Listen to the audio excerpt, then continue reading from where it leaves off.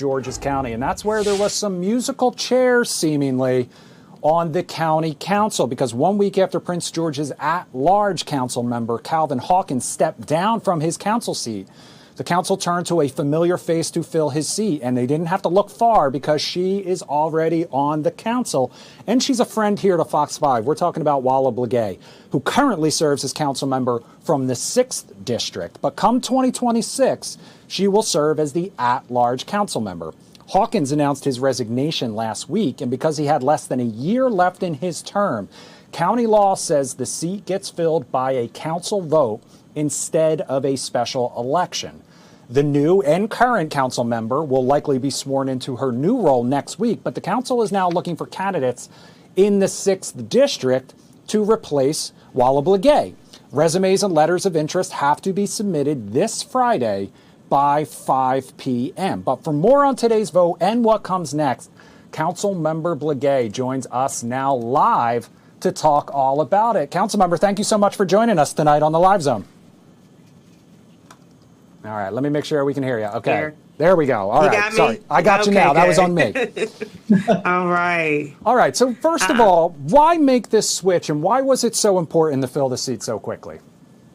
Well, one thing is we have the budget coming up. So some people say it's moving too fast, but it has to, because the budget is really critical for 2026. And we start looking at the budget pretty early with a new county executive. So that's important. But I would say this, why at large? Because I've been doing work on behalf of the whole entire county, really since I got in office. When you think about emergency room wait times, that's about to come out. And when you think about the work on the federal workers, and then the data center piece, the state of the power, which I came on and talked about. And when we talk about the work with electric vehicles, I have passed a bill for electric vehicle infrastructure, and even some of the bills that we did on stormwater task force and focus on tobacco stores and storage facilities. All of these things are countywide issues. So I've been so focused on it, and now I get to focus on it truly. I represented one of the best districts in the county. District 6 was the best district,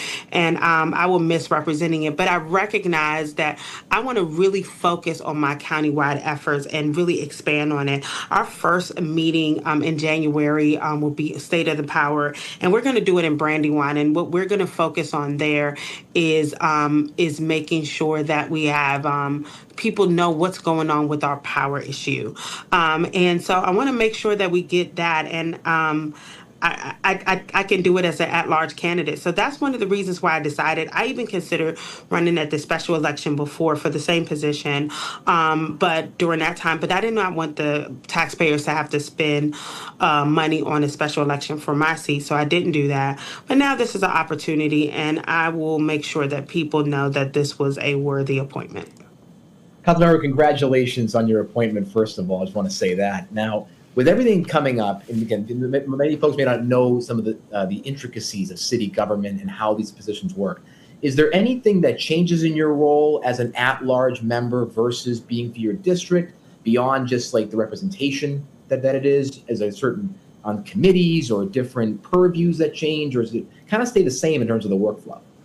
A little bit the same. I will say that when it comes to projects within the district, that would really go to the council member in that respective district. And that was what I had to navigate before when I was when I was District 6, because oftentimes I want to work on things that would impact multiple districts, and I have to make sure it's like district courtesy. You have to tiptoe around the issue. So now I have that, like even when we talked about 301, we wanted to do something on Route 301, but 301 is a smaller part of my district, is a bigger part of District 4 and District 9. So you have to kind of do that. With at-large, you could take all those issues and throw in.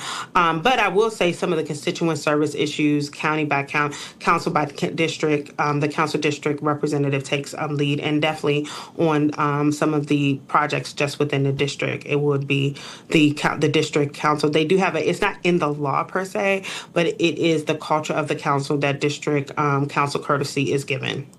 So if you don't mind me asking about your previous constituents in the 6th District, I mean, do you have a message kind of not only for them as you move on to kind of representing the entire county, but also do you have a vested interest in who kind of follows you into that seat? Is there anyone that you are able to endorse? Do you have your sights set on anyone?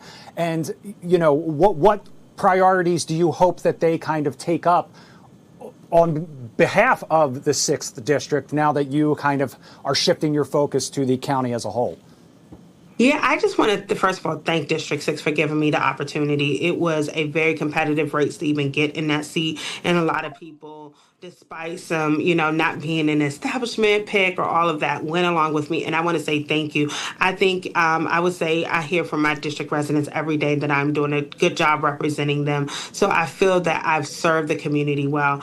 I would say that I cannot name someone right now because we want to make sure we give a fair process for those that are considering. But I will say this. Westphalia, we got that truck rolling. Right now, we're looking at an announcement of a new a new grocer that they're negotiating with that will be announced. And it is a quality grocer that will be announced in a couple months. And we're waiting on that. So some of these things take time. I almost wish it was done now while I'm leaving the seat. We have downtown Largo. Now the Caroline property has a new owner. The new owner is moving forward with that. And I would say the biggest one, although as an at-large, I think we're all going to work on that, is Six Flags. We don't know who the new owner is, but I met with a lot of people that were bidding, and now I want to be able to see which of those people get it, and then we can start working on the concept for Six Flags and how we do it. And that, I would say, is such a big project that, as the county executive said, this is all hands on deck. So as an at-large member, I do expect to be very much still involved, but I will give the District 6 representative to take leave. But people will understand that is going to be that's going to be beyond even my time on the council and even the District 6 member, because we're talking about a long-term planning process. But it's things like that. I mean, we got Beach Tree going. When I came in, nobody was focused on what's going to happen at Beach Tree. They have been for years, and now we're going to have a possible restaurant park there. So there's really things that I know that we've done, and I want to make sure that the next council member takes that baton and moves it forward. And speaking of those things that may not be on the top of the menu, right? We hear things about energy prices, Six Flags, all these really important issues. But as we head into 2026 and as we have this kind of shakeup on the council, what are some of the kind of behind the scenes things, the things that we don't hear about a lot that are really need to be focused on in the coming year that may need to get some traction, or things that you are focusing on that aren't on the kind of, mainstream top of the menu? What are those things, and what are the impacts they could have? Well, healthcare is one of the big ones. We are seeing that there's going to be an increase in healthcare costs that's going to be coming in the coming years. So we do have to really come up with a strategy on how we're going to deal with our healthcare issues. We have a high infant mortality rate. We're almost really have a huge gap when it comes to some of the health services that we're trying to fill. And then we have not enough hospitals for the residents that we have. We're looking at 5 hospitals in a place with almost 1 million residents. Where in Baltimore, they have 14 hospitals with 500,000 residents. So that's how much we're in a deficit when it comes to healthcare. So that's got to be on the forefront. We tried to push that. That was one of those countywide issues that I focused on, with the focus on primary care and the fact that we are lacking gravely. And then when we look at the energy crisis, is something that we all have to face. This is a hot button topic, but it's a hot button topic for a reason, because if we don't do something, the actual increase of bills will be substantial over time. And we already see a tightening in the households. And then we also have a food insecurity issue that's growing in the county that we didn't have before. But the high layoffs and people losing their jobs on the contractor side and even losing business opportunity has led to high food insecurity that we have to fill. So, Councilmember Blegay, I know that you are appointed to this at-large seat. You'll take your oath of office, but then you'll only serve until the end of former Councilmember Hawkins' time in office. And then you have said, and Tom Fitzgerald reported earlier today, you do plan to run for that at-large seat for a full term after that. 38 people had put in their names for this current temporary position. Do you expect a tough race coming up for that full term? I am going to put my best foot forward to compete for that position. But I will say this, my work speaks for itself. One of the reasons why I went at large is we had so many people from other districts reaching out to my office, basically asking, what are you basically like, how can you help me? And now I can tell them I can represent them. So I already have a track record that speaks for itself, and I'm going to run on that.